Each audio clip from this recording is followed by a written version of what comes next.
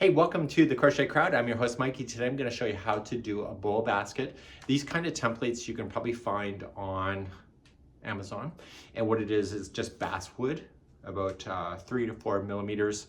And I have the hole. So I'm going to try to provide you an SVG file for people that have a laser cutter. And I also had a little sheep engraved into the front of it.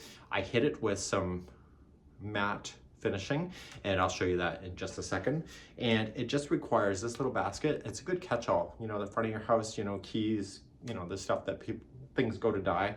And I just use one ball of Bernat Fab, and this thing is so stiff. It's because I'm using a 6mm size J10 crochet hook. And the thing about it is that this yarn, when you're doing an actual basket, is requiring a 15mm size Q hook, which is massive. And I thought, well, the way that baskets work is that they don't collapse if the hook is way too small for the yarn. So I decided to do that. So let's get started. And I'll take you to the studio now. I'll show you how I made it, and then we're gonna come back and show you how to do it. So I'm starting the process of making the base. We have a laser cutter here. And so I have made and designed the base here to be able to do that. And I'm just gonna create that first.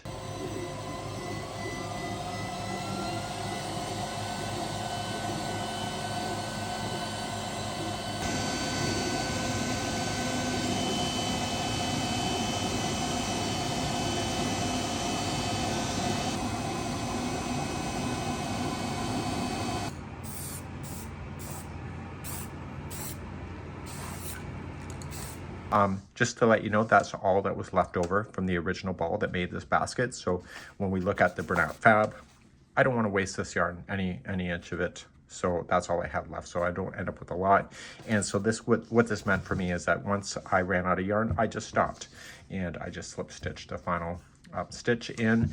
Okay, so it doesn't look absolutely perfect on the top, but I don't care because I just want something for me. And I finally have made a basket in my life that doesn't collapse. And you can see the waistcoat stitching is actually done here. To keep tension control the best, I would just try to reach in and try to find the beginning. Okay, so that was no big deal, right? So that wasn't even a planned thing, that just happens. And when I create my first slip knot, I don't want so much extra yarn, so I don't want to do this and have all this left over. I want to be relatively short so that I don't waste this yarn. And that's what we're going to begin next. And let's begin. So I'm using a size 6mm size J. There's a lot of pressure for this, so it's possible to break your hooks. So what we need to do is orientate ourselves so that the right side of the yarn is facing us when we're going to crochet. So if I start and up here and I go this way, it will mean that the inside of the basket is going to have the right side of the work. So what I need to do is stay here and crochet around this way. Okay, so we're going to keep this facing up and just insert this. So this is a slip knot already onto the hook. And you have to use this hand a lot just to wrap it around and to pull through. So just get yourself established. And when you pull through, I'll just turn it over really quick. When you pull through, you're gonna yarn over, pull through 2. That's a standing single crochet. So I'm gonna switch it back. And so what I need to do is that I need to get this tail end so that it's right on top of there, so it gets stuck underneath. So as I move to my next one, I come up from behind, I wrap it, I come through, and then I pull through 2.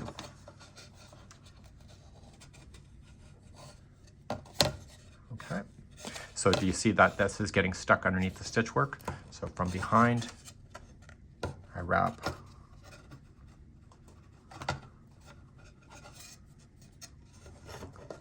and at the end of this round, what we're going to do is just turn it and flip this all up. And I'll show you that in a moment. So at the end, I'm just going to just bend it and it will look like this. Okay, so I want to be on the outside of this going around. So keep going around and I'll be right back in a moment. On the other bowl basket, I never had any tail ends that finished, like when it was in the yarn, but this is what it will look like. So they've actually sewed the 2 pieces together.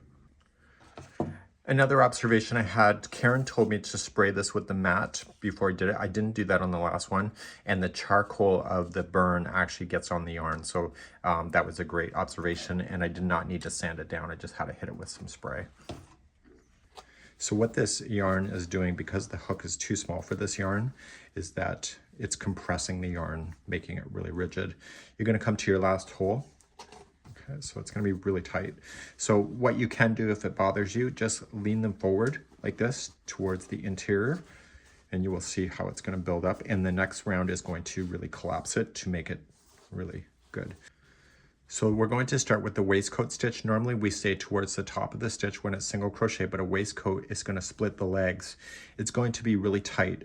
So round number 2 is probably the hardest round of them all.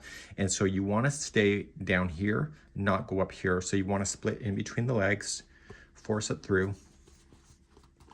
You can't split this yarn at all.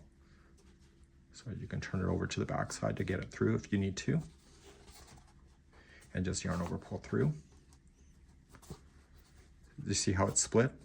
And then yarn over, pull through 2. So it's a single crochet, but it's using the splitting of the legs. So it's called the waistcoat stitch.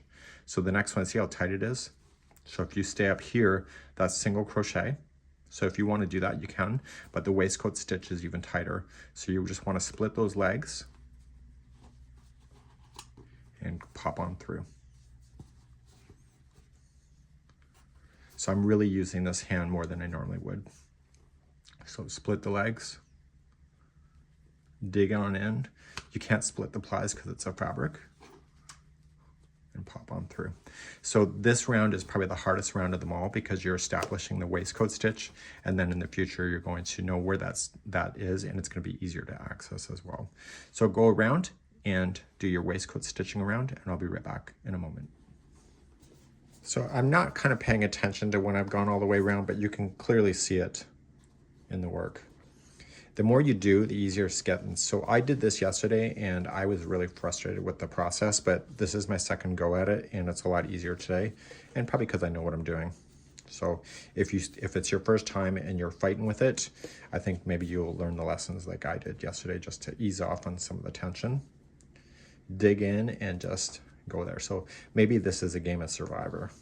Just dig in. It's still pretty tight though. So you're immediately going to jump to the next one right here. And again, keep splitting those legs. I know it's hard to see on the camera here, but it's the waistcoat stitch that gives it the illusion that this thing is knitted. And it's a really tight stitch. So I'm going to keep going around and around until I run out of yarn. And when I come back in a few moments, it'll be done. And if your hands are not falling off by the end of the tutorial, consider yourself lucky. It's actually not so bad the second time through, but yesterday, yeah, I thought I snapped my wrist. I'm almost out of yarn, and I do not want to waste much of this. It's t-shirt yarn. You want to use most of it. So you're going to keep on going your waistcoat stitching until you get close to the end. I could probably do one more.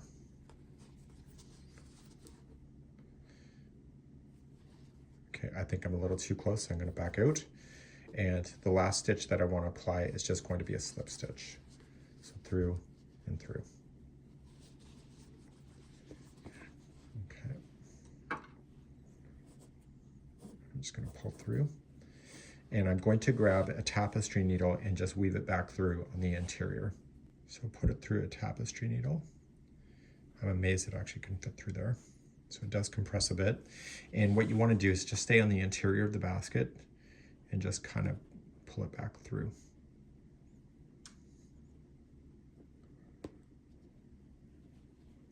So you are going between the strands. Okay. And firmly pull it through. It actually slides pretty good, and make sure you pull it nice and tight to get that to flatten off a little bit more, and then back in the opposite direction through a slightly different path.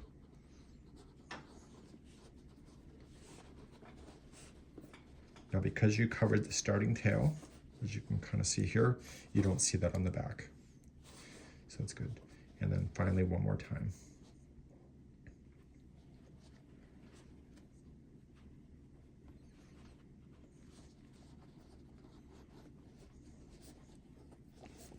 It actually slides on top of each other beautifully. Take your scissors and then cut.